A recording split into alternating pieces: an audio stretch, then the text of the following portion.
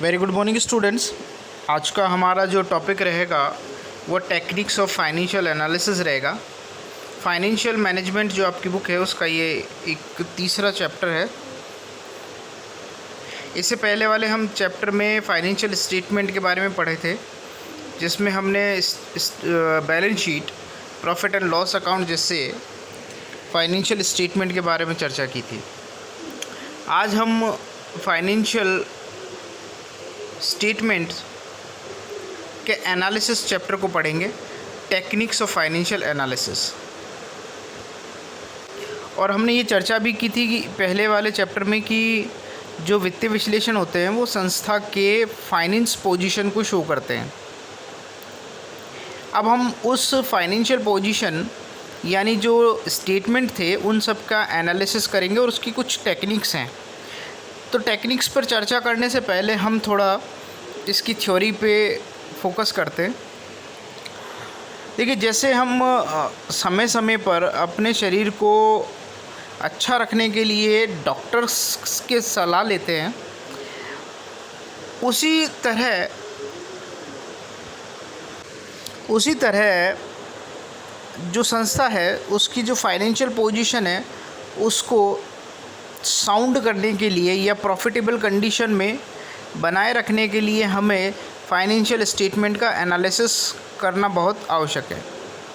Financial statement अगर बहुत ज़्यादा बड़े होंगे तो वो हायर जो अथॉरिटी या हायर मैनेजमेंट है उसके लिए वो यूज़फुल नहीं होंगे, क्योंकि जो हायर लेवल पर जो मैनेजमेंट होता है उसके लिए जो फाइनेंशियल स्टेटमेंट होते हैं वो संक्षिप्त होने चाहिए, यानी छोटे होने चाहिए, जिससे वो आसानी से समझ सकें।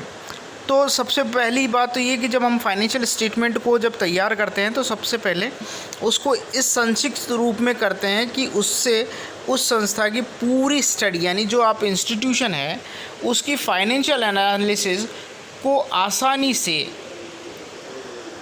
समझा जा सके।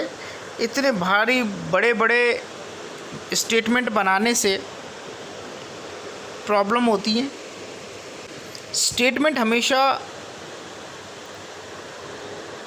संक्षिप्त होने चाहिए जिससे डिसीजन लेने में आसानी हो, तथा जो फाइनेंशियल स्टेटमेंट है उसका एनालिसिस और इंटरप्रिटेशन आराम से हो सके।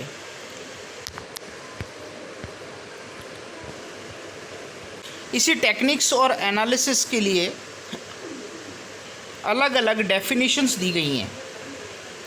इनमें जो पहली डेफिनेशन है वो है the analysis and interpretation of the financial statement result in the presentation of information that will aid in decision making by business manager, investors, creditor as well as other group who interested in the financial status and operating result of a business। ये Kennedy and McMullan की definition है जो financial analysis की techniques कैसी होनी चाहिए इसके बारे में अपनी डेफिनेशन देते हैं और बताते हैं कि जो फाइनेंशियल स्टेटमेंट होता है वो इस तरह से होना चाहिए कि मैनेजमेंट, इन्वेस्टर्स, क्रेडिटर्स और जो भी आपकी कंपनी में इंटरेस्टेड है उनको आसानी से वो समझ में आ सके। तो इस प्रकार से हमें फाइनेंशियल स्टेटमेंट की एनालिसिस करना चाहिए। इसी प्रकार जॉन एम मायर भी अपनी डेफिनेशन में यही कहते हैं कि जो फाइनेंशियल स्टेटमेंट होते हैं वो आपके बिजनेस का जो विभिन्न वेरियस फाइनेंशियल सेक्टर होते हैं उसको शो करते हैं, इसलिए फाइनेंशियल स्टेटमेंट का अच्छा होना और उसका एनालिसिस ज़रूरी है। अब हम बात करते हैं इम्पोर्टेंस ऑफ फाइनेंशियल एनालिसिस कि जो फाइनेंशियल एनालिसिस करने से यानी हम जो फाइनेंशियल स्टेटमेंट बनाते हैं उसका एनालिसिस। देखिए, फाइनेंशियल स्टेटमेंट में आपने बेसिकली पढ़ा था प्रॉफिट एंड लॉस अकाउंट और बैलेंस शीट, तो उसका एनालिसिस करने से किसको उसको फ़ायदा होता है और किस किस रूप में फ़ायदा होता है उस पर हम चर्चा करते हैं। पहला है इम्पोर्टेंस ऑफ डिबेंचर होल्डर्स। देखिए, जो कंपनी की जो पोजीशन होती है अब देखिए कि जो कंपनी की पोजीशन होती है वो दो भागों में बटी होती है। पहला आपका शॉर्ट टर्म और दूसरा लॉन्ग टर्म। देखिए जो डिबेंचर होल्डर्स होते हैं वो कंपनी की फाइनेंशियल पोजीशन को अच्छी तरह से देखते हैं। इसके लिए वो अपना इन्वेस्टमेंट कंपनी की फाइनेंशियल पोजीशन अगर स्ट्रॉन्ग होगी, प्रॉफिटेबल कंडीशन होगी, तो वो कंपनी में इन्वेस्ट करेंगे। तो जो डिबेंचर होल्डर होते हैं वो जब संस्था के पास कैश नहीं होता है तो ये डिबेंचर होल्डर्स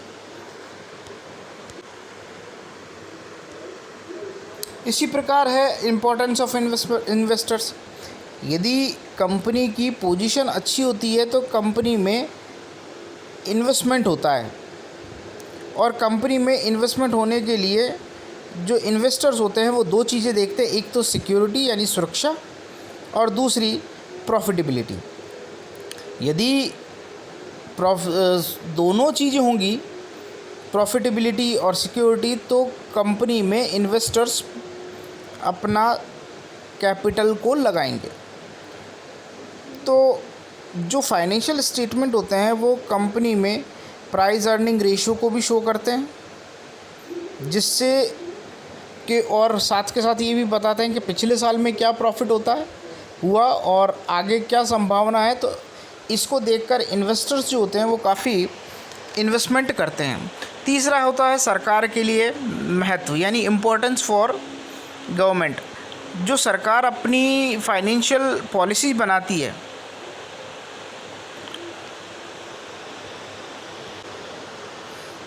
उसके लिए भी फाइनेंशियल स्टेटमेंट बड़े यूज़फुल होते हैं। जो प्रॉफिटेबल रेशियोज़ होते हैं, टर्नओवर होता है, उसमें सरकार के लिए विशेष महत्व होते हैं। तो सरकार को पॉलिसी मेंटेन करने बनाने में भी फाइनेंशियल स्टेटमेंट बड़ा रोल प्ले करते हैं, ए प्लेड वाइडर रोल। फिर है इम्पोर्टेंस फॉर एम्प्लॉयज़। देखिए जो कंपनी में काम करते हैं उनका जो मेन इंटरेस्ट होता है उनकी सैलरी में होता है। तो वो ये देखते हैं कि कंपनी की इनकम कम से कम इतनी तो हो कि उनकी सैलरी को पे करने में कोई प्रॉब्लम कंपनी को ना हो। और कई बार जो एम्प्लॉयज़ होते हैं वो फाइनेंस से रिलेटेड अपनी डिमांड को भी रखते हैं। तो कर्मचारी यानी जो एम्प्लॉयज़ होते हैं उनको भी फाइनेंशियल स्टेटमेंट से जानकारी मिलती है। इसलिए फाइनेंशियल एनालिसिस अगर बिल्कुल सही होगा, यानी देखिए आप जो फाइनेंशियल स्टेटमेंट होता है उसको अगर संक्षिप्त रूप में किया जाएगा तो फाइनेंशियल एनालिसिस होगा और उससे सभी को फ़ायदा होता है। Importance for management. देखिए जो कंपनी होती है उसको फाइनेंशियल स्टेटमेंट या एनालिसिस से कंपनी का capital structure, liquidity condition, turnover ratios, earning ratios, इन सब की जानकारी इजीली मिल पाती है। इसलिए फाइनेंशियल एनालिसिस कंपनी के लिए भी, मैनेजमेंट के लिए भी बहुत इम्पोर्टेंट रोल प्ले करता है। तो यहाँ हमने अभी बात की थी इम्पोर्टेंस ऑफ फाइनेंशियल एनालिसिस की। अब हम बात करेंगे कि जो फाइनेंशियल एनालिसिस होते हैं वो कितने प्रकार के होते हैं। Types of financial analysis. ये जो टाइप्स ऑफ फाइनेंशियल एनालिसिस है ये हम इनको दो आधारों में बांटते हैं। पहला प्रयुक्त सामग्री के अनुसार यानी अकॉर्डिंग टू मटेरियल यूज, और दूसरा है according to process of analysis. According to material use में इंटरनल एनालिसिस और दूसरा एक्सटर्नल एनालिसिस। जो इंटरनल एनालिसिस होता है वो मैनेजरियल ऑब्जेक्टिव्स को फुलफ़िल करने के लिए आवश्यक होता है।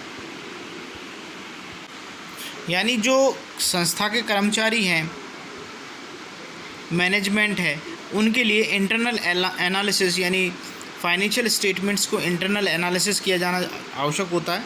वही एक्सटर्नल एनालिसिस उन लोगों के लिए होता है जो कंपनी में इन्वेस्ट करेंगे, उन लोगों के लिए, क्रेडिटर्स हैं, लेबर है, इन सब के लिए एक्सटर्नल एनालिसिस इम्पोर्टेंट होता है। अब बात करते हैं according to process of analysis, यानी कार्य प्रणाली के अनुसार हॉरिजॉन्टल एनालिसिस यानी क्षैतिज विश्लेषण। जब हम किसी भी आइटम पर एक टाइम गैप यानी समय अंतराल पर अध्ययन करते हैं तो वो हॉरिजॉन्टल एनालिसिस कहलाता है। जैसे मान लीजिए कि हम कोई फिक्स्ड एसेट से उसका एनालिसिस कर रहे हैं, तो 2015 में कितनी थी, उसके बाद 2016 में फिक्स एसेट्स कितनी थी और 2017 में वो कितनी थी, उसमें इंक्रीज़ हुआ है यानी वृद्धि हुई है या वो डिक्रीज़ यानी कम हुई है। तो ऐसे अगर हम देखते हैं तो इसको अगर हम कंपैरेटिव पर लेते हैं तो इसको हम हॉरिजॉन्टल एनालिसिस कहते हैं। तो horizontal analysis time to time जो एनालिसिस किया जाता है वो आपका हॉरिजॉन्टल एनालिसिस होता है, यानी किसी भी फाइनेंशियल स्टेटमेंट का एनालिसिस अगर आप करते हैं और टाइम टू टाइम करते हैं तो हॉरिजॉन्टल एनालिसिस है। पर अगर किसी एक पर्टिकुलर टाइम पर आप एनालिसिस करते हैं तो वो वर्टिकल एनालिसिस होता है।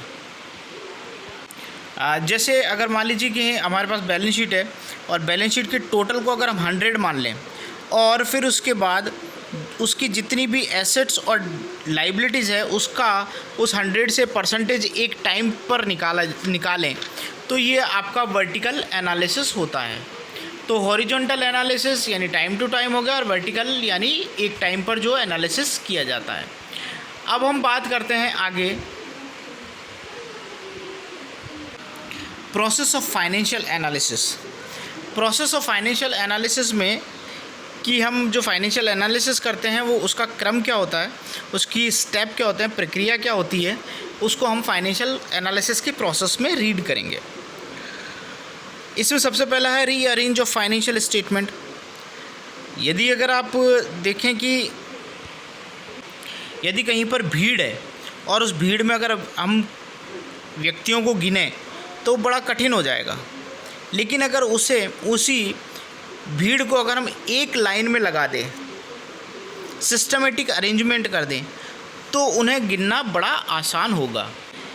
इसी तरह जो भी हमारी फाइनेंशियल एक्टिविटीज़ में जो भी फाइनेंशियल आइटम्स होते हैं उनको अगर हम प्रॉफिट एंड लॉस अकाउंट और बैलेंस शीट में अलग अलग उनको अगर अरेंज कर दें तो उससे हमारा फाइनेंशियल एनालिसिस ईजी हो जाता है। इसके बाद दूसरा है अप्रॉक्सीमेशन ऑफ फिगर्स, यानी जो संख्याएं हैं उनको निकटतम जैसे 1000, लाख, करोड़ इसमें व्यक्त करना आसान हो जाता है। फिर है एस्टैब्लिशिंग रिलेशनशिप बिटवीन एलिमेंट्स।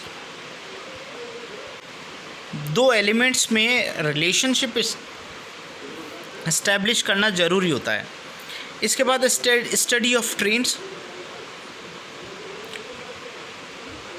जब हम फाइनेंशियल स्टेटमेंट को रीड करते हैं तो हमें ये आसान हो जाता है कि इन फ्यूचर बिजनेस का ट्रेंड क्या रहेगा। इसके बाद है ड्राइंग कंक्लूज़न। ये निर्वचन की अंतिम प्रक्रिया है। इसका उद्देश्य संस्था की जो प्रॉफिटेबिलिटी है, फाइनेंशियल साउंडनेस है, उसके संबंध को स्पष्ट करना है। तो इस प्रकार जब हम प्रोसेस ऑफ फाइनेंशियल एनालिसिस करते हैं तो सबसे पहले हम डाटा को अरेंज करते हैं, जो फिगर्स होते हैं उनको 1000 और लाख में कन्वर्ट कर लेते हैं। फिर हम जो एलिमेंट्स हैं उन सब को उनके बीच में रिलेशन बना लेते हैं कि कौन सा किस मद का आइटम है। फिर स्टडी ऑफ ट्रेंड करते हैं कि इसका ट्रेंड क्या है। हम डाटा एनालिसिस करते हैं तो इंक्रीजिंग ट्रेंड है, डिक्रीजिंग ट्रेंड है, डिमिनिशिंग है, वो ट्रेंड्स को हम रीड करते हैं। फिर उसके बाद हम कंक्लूज़न निकालते हैं कि कंक्लूज़न में ये हमारे लिए प्रॉफिटेबल है, कंपनी की फाइनेंशियल कंडीशन को साउंडनेस बनाने के लिए इम्पॉर्टेंट है। नेक्स्ट हम बात कर रहे हैं objective of financial statement analysis की। आखिर हम फाइनेंशियल स्टेटमेंट का एनालिसिस क्यों करें? इसके लिए सबसे पहला है फाइनेंशियल साउंडनेस। जो संस्था होती है यानी जो इंस्टीट्यूशन होता है उसकी उपार्जन क्षमता यानी वित्तीय जो सुदृढ़ता है उसका विश्लेषण करता है। अगर हम फाइनेंशियल एनालिसिस करते हैं तो कंपनी की फाइनेंशियल साउंडनेस का पता चलता है। दूसरा, हमें कंपनी की अर्निंग कैपेसिटी का पता चलता है। तीसरा, हमें उसकी डिकंटेमिनेशन कैपेसिटी यानी परिशोधन क्षमता कि अगर कोई लाइबिलिटीज़ हमारे ऊपर आ जाए तो उसको कैसे पे करेगा इसका पता करते हैं। डेप्ट कैपेसिटी का पता होता है कि हम कितना डेप्ट ले सकते हैं।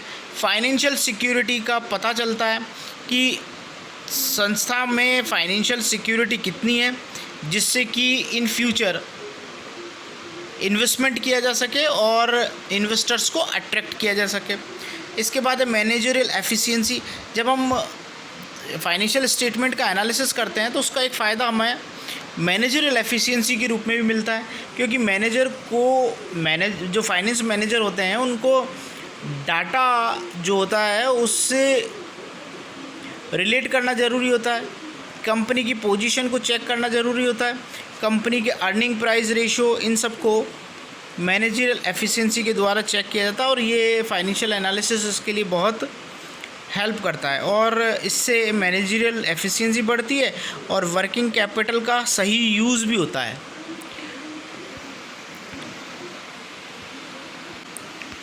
इस प्रकार अगर हम देखें तो हमें ऑब्जेक्टिव फाइनेंशियल स्टेटमेंट एनालिसिस का पता चलता है कि financial soundness, earning capacity, discontinuation capacity, डेब्ट capacity, financial security, managerial efficiency के लिए स्टेटमेंट एनालिसिस ज़रूरी है।